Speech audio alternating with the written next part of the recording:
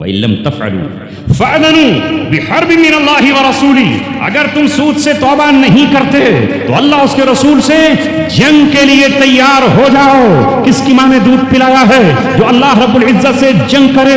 لہذا جو حکومتیں سود پر مبنی اپنا نظام اور اپنا سسٹم چلا رہی ہیں، جو ادارے سود پر چل رہے ہیں، جو ادارے سودی لین دین کر رہے ہیں، وہ کوئی بھی ملک ہو، وہ اللہ تبارک و تعالیٰ سے برسر پیکار ہے، برسر جنگ ہے۔ چاہے تم انہیں مسلمان کہتے رہو اور چاہے تم انہیں موحدین کہتے رہو، کچھ بھی کہتے رہو، جو سود پر پیسے لیتے ہو، سود پر پیسے دیتے ہو، IMF کے سامنے جھولی پھیلاتے ہو اور دامن پھیلاتے ہو اور بھیک مانگتے ہو، یاد رکھو جو دنیا میں آج بھوک ہے اور غربت ہے اور تجارت نہیں چل رہی ہے، اس کی وجہ یہ ہے کہ اللہ نے کہا ہے یمحق اللہ الربا ویربی الصدقات، اللہ سود کو مٹاتا ہے اور صدقات کو بڑھاتا ہے۔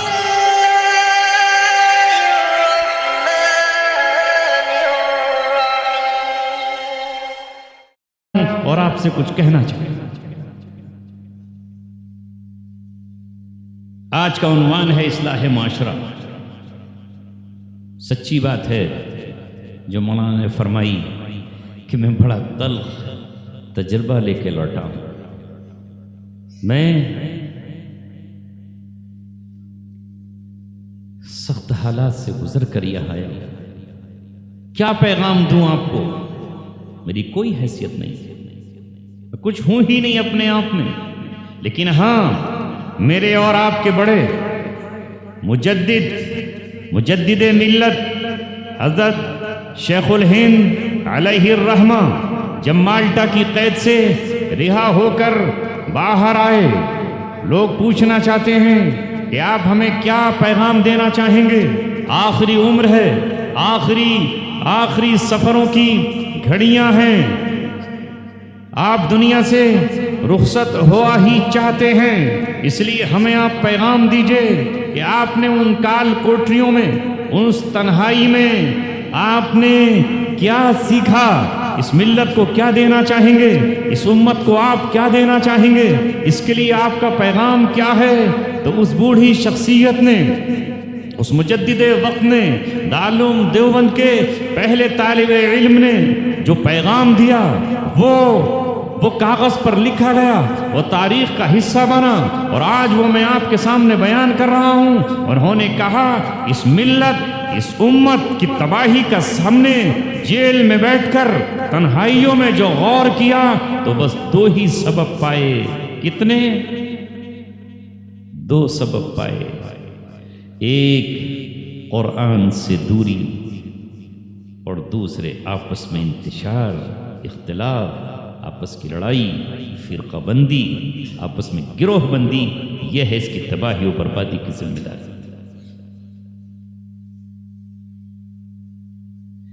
کیا سچ نہیں ہے؟ 1920 کے آس پاس انہوں نے یہ بات کہی ہے، 100 سال پہلے یہ بات انہوں نے کہی، آج سے 103 سال پہلے کہی ہوگی۔ ایک صدی گزرنے کے بعد بھی آج اس امت کا عالم یہ ہے کہ اس امت نے قرآن مقدس کو چھوڑ دیا ہے۔ ہم میں کتنے ہیں جو قرآن کو پڑھتے ہیں؟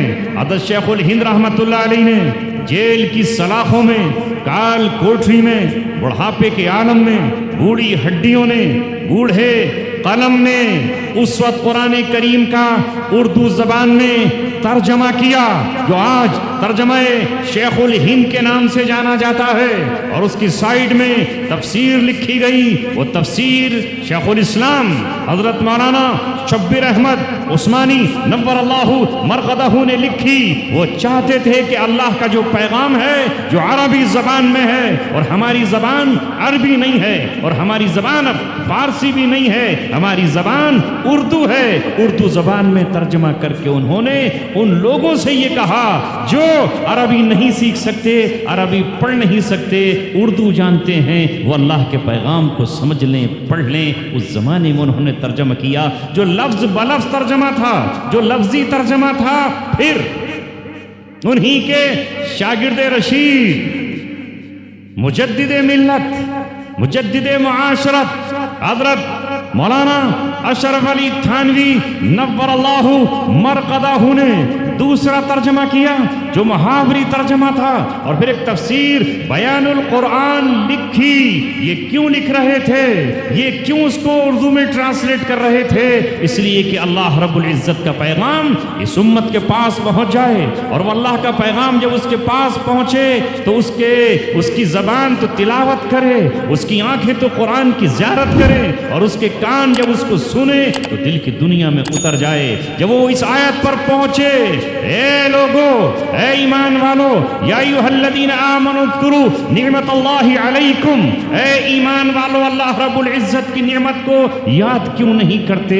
اس کی نعمت کا شکر ادا کیوں نہیں کرتے؟ اس کی نعمت کو تم کیوں ٹھکراتے ہو، قدر کیوں نہیں کرتے؟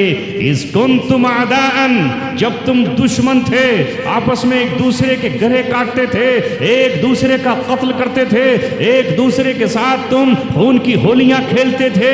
اذ کنتم اعداء فالف بین قلوبکم، اللہ نے تمہارے دلوں میں الفت ڈالی، محبتیں ڈالی. فاصبحتم بنعمتہ اخوانا، اللہ کی نعمت سے تم بھائی بھائی ہو گئے، بھائی بھائی ہو گئے. اس سے پہلے کہا گیا وَاعْتَصِمُوا بِحَبْلِ اللَّهِ جَمِيعًا وَلَا تَفَرَّقُوا، اللہ کی رسی کو، اور رسی کے بارے میں کہا گیا وہ هو القرآن حبل اللہ المتین، وہ قرآن مقدس ہے جس کے بارے میں کہا جا رہا ہے کہ اللہ کی رسی کو اکٹھے ہو کر تھام لو، اکٹھے ہو کر اسے پکڑ لو. وہ قرآن مقدس ہے، سب کے سب اکٹھے ہو. وَلَا تَفَرَّقُوا، اور فرقے مت بناؤ. صحابہ نے اس آیت کو پڑھا، وہ جانتے تھے کہ یہ اللہ کی کتاب ہے. انہوں نے سمجھا تھا کہ یہ جو ہم سے کہا جا رہا ہے یا ایھا الذین آمنوا، اے ایمان والو، تو ہم سے خطاب کیا جا رہا ہے. آج ہم کو جب قرآن کہتا ہے یا ایھا الذین آمنوا، تو ہم کہتے ہیں کہ یہ ہمیں خطاب نہیں ہے، یہ عرب کے مسلمانوں کو خطاب ہے. ہم کہتے ہیں کہ 1400 برس پہلے صحابہ سے کہا گیا ہے. ہم کہتے ہیں کہ یہ ایرانیوں کو خطاب ہے. ہم ہندوستانیوں سے قرآن کہاں بات کرتا ہے؟ قرآن ہم پڑھتے بھی ہیں، قرآن ہم کو پڑھ کر کے سنایا بھی جاتا ہے، مگر ہم کہتے ہیں او قرآن پرہیز، تیری ہمیں ضرورت نہیں ہے. ہمارے اس گاؤں میں جو رسم چلی آئی ہے وہی ہمارا دین ہے، وہی ہمارا ایمان ہے، وہی اسی میں ہماری خوشیاں ہیں، اور ہم اس رسم کو نہیں چھوڑ سکتے. جو برادر اپنے آپ کو برادر کہتا ہے اور اپنے آپ کو کہتا ہے ہماری برادری میں تو یہ چلتا ہے، میں اپنی اس برادری کی روایت کو چھوڑ دوں؟ نام نہیں لے رہا ورنہ آپ غصہ ہو جائیں گے.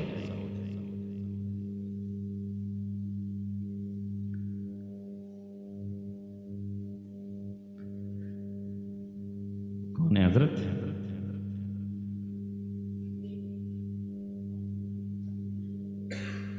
اچھا، کھانا کھانے بلایا کہ بیان کرنے؟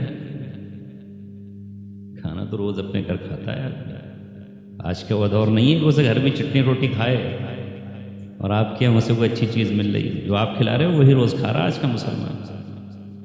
پہلے ہوتا تھا کہ مہمانداری میں گئے تو بورا مل گیا، گھی مل گیا، شکر مل گئی.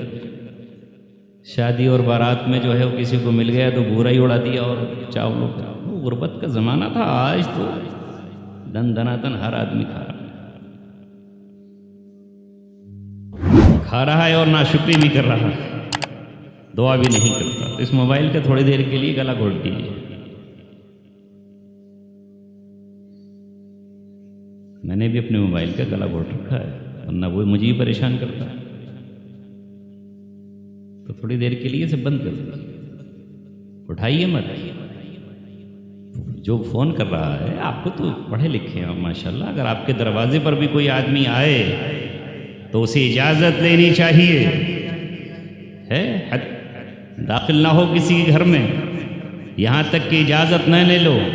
وَإِذَا قِيلَ لَهُمُ ارْجِعُوا فَارْجِعُوا، اگر کہہ دیا جائے جاؤ، میں بات نہیں کرنا چاہتا، اس وقت نہیں ملوں گا، تو واپس چلے جاؤ.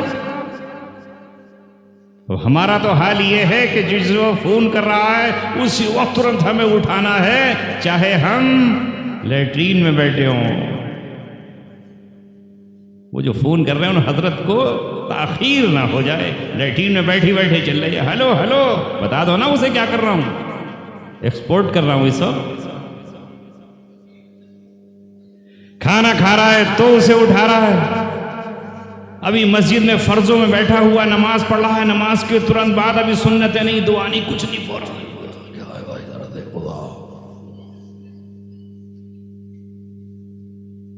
تھوڑا صبر کر لے گا وہ تو تھوڑی دیر کے لیے روزہ رکھ لیجئے, رکھ لیں گے 1-2 گھنٹے کا, یہیں کھانا منگا لیا جائے. آپ کھانا کھاتے رہے, میں تقریر کرتا رہوں گا. استغفر اللہ ربی من کل ذنب واتوب الیہ. مولانا رضوان کہتے ہوں گے کہ میں نے اصلاح معاشرہ کو عنوان دیا تھا, یہ پتہ نہیں کون سی تقریر شروع کر دی انہوں نے.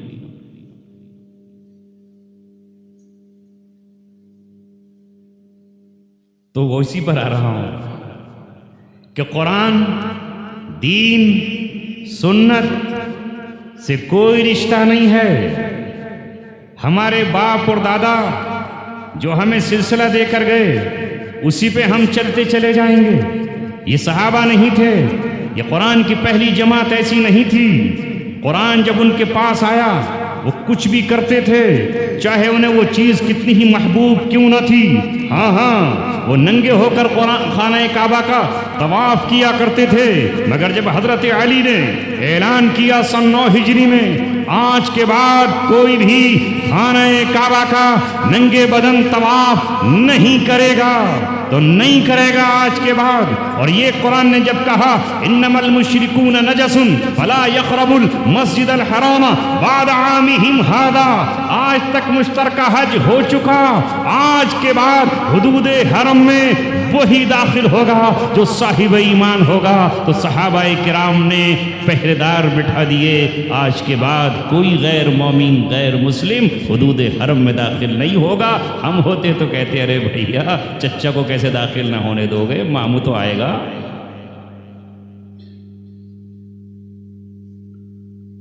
وہ سمجھتے تھے کہ ہم طواف کرنے کے لیے اپنے گھر سے جو نکلے ہیں تو جس دروازے سے نکلے ہیں اس سے داخل ہو جائیں گے تو پھر ناپاک ہو جائیں گے, لہٰذا وہ جس دروازے سے داخل ہوتے نکلتے تھے اس سے داخل نہیں ہوتے, پیچھے سے چھپر کی موک اٹھاتے اور دیوار کود کے پیچھے سے آتے کہ ادھر سے تو ناپاک ہو جاؤں گا, اب ادھر سے آیا.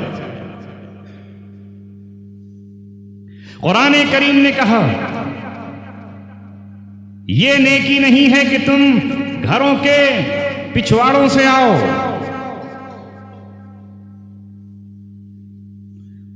تم ان کے دروازوں سے ہی داخل ہو اور تقوی اختیار کرو. چھوڑ دیا انہوں نے, وہی سے شروع کر دیا. قرآن جو ان سے کہتا چلا گیا اسی کے سانچے میں ڈھلتے چلے گئے. گویا قرآن اگر کاغذوں پر لکھا ہوا تھا, ہڈیوں پر لکھا ہوا تھا, دلوں پر لکھا ہوا تھا, دماغ میں لکھا ہوا تھا, تو اس کی زندہ جاوید تصویر, اس کی چلتے پھرتے نمونے اگر دنیا کو کسی کو دیکھنا تھا کل تو وہ صحابہ کو دیکھ لیتا.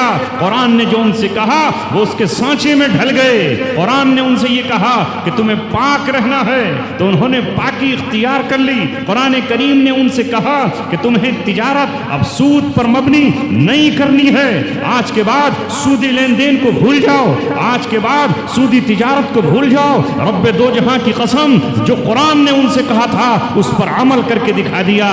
یہ نہیں کہا کہ سود اگر ہم سودی لین دین نہیں کریں گے تو عمدہ سواریاں کہاں سے آئیں گی, بہترین بنگلے کہاں سے آئیں گے, عمدہ قسم کے گھر کہاں سے ملیں گے, بہترین لباس کہاں سے ملیں گے. قرآن کریم نے ان سے کہا یا ایھا الذین آمنوا اتقوا اللہ وذروا ما بقی من الربا, اگر تم اب تک جو کچھ کر چکے تھے کر چکے, آج کے بعد سود چھوڑ دو, انٹرسٹ چھوڑ دو.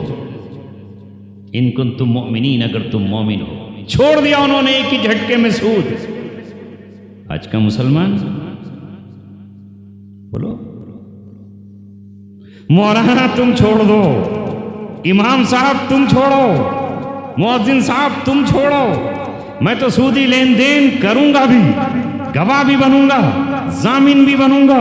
ان سے جب یہ کہا گیا الراشی والمرتشی کلاہما فی النار، رشوت لینے والا بھی جہنمی، رشوت دینے والا بھی جہنمی، الراشی والمرتشی، رشوت لینے والا بھی جہنم میں جائے گا اور رشوت دینے والا بھی جہنم میں جائے گا۔ آج ہمارا حال کیا ہے؟ رشوت خوروں کی پوری ایک جماعت ہے، تھانوں میں جانے والے ہر گاؤں میں ایجنٹ بیٹھے ہوئے ہیں، کسی کا جھگڑا ہو جائے، کسی کا تھپڑ لگ جائے، کسی کی چوری ہو جائے، کسی کا کوئی مسئلہ پیش آ جائے تو یہ ایجنٹ صاحب پہلے جائیں گے، ایس ایچ او صاحب سے پہلے بات کریں گے، 1500 میں ڈیل ہو گئی ہے، 5000 میں ہو گیا، مجھے اب کا پتہ نہیں ہے، اور ادھر آدھے ان کی جیب میں آدھے ان کی جیب میں۔ لو میاں سفید کرتا ہے جس پر کوئی داغ اور دھبا نہیں ہے، اور حضرت کون ہے؟ یہ تھانے کے ایجنٹ ہیں۔ رشوت سے گھر چل رہا ہے، رشوت سے پورا کاروبار چل رہا ہے۔ صحابہ ایسے نہیں تھے، ان سے جو کہا گیا فوراً عمل کر لیا۔ یہ قرآن یہی سکھ تو کہہ رہے ہیں شیخ الہند، اس قرآن کو تم نے چھوڑ دیا۔ قرآن کہتا ہے کہ اب سود حرام ہے، وَذَرُوا مَا بَقِيَ مِنَ الرِّبَا إِن كُنتُم مُؤْمِنِينَ۔ توبہ کرو اب۔ اور آگے کہا وَإِن لَّمْ تَفْعَلُوا فَأَذَنُوا بِحَرْبٍ مِّنَ اللَّهِ وَرَسُولِهِ۔ اگر تم سود سے توبہ نہیں کرتے تو اللہ اس کے رسول سے جنگ کے لیے تیار ہو جاؤ۔ کس کی ماں نے دودھ پلایا ہے؟ جو اللہ رب العزت سے جنگ کرے۔ لہذا جو حکومتیں سود پر مبنی اپنا نظام اور اپنا سسٹم چلا رہی ہیں، جو ادارے سود پر چل رہے ہیں، جو ادارے سودی لین دین کر رہے ہیں، وہ کوئی بھی ملک ہو، وہ اللہ تبارک و تعالیٰ سے برسر پیکار ہے، برسر جنگ ہے۔ چاہے تم انہیں مسلمان کہتے رہو اور چاہے تم انہیں موحدین کہتے رہو، کچھ بھی کہتے رہو، جو سود پر پیسے لیتے ہوں، سود پر پیسے دیتے ہوں، آئی ایم ایف کے سامنے جھولی پھیلاتے ہوں اور دامن پھیلاتے ہوں اور بھیک مانگتے ہوں، یاد رکھو جو دنیا میں آج بھوک ہے اور غربت ہے اور تجارت نہیں چل رہی ہے، اس کی وجہ یہ ہے کہ اللہ نے کہا ہے یمحق اللہ الربا ویربی الصدقات، اللہ سود کو مٹاتا ہے اور صدقات کو بڑھاتا ہے۔ کیا ہے نظام اسلامی؟ کسی کا مال کھانا نہیں ہے، لوٹنا نہیں ہے، چھیننا نہیں ہے، ناحق طریقے سے نہیں کھانا ہے، مال اپنا دو، کسی کو سود پر نہیں، اللہ رب العزت کے لیے دو۔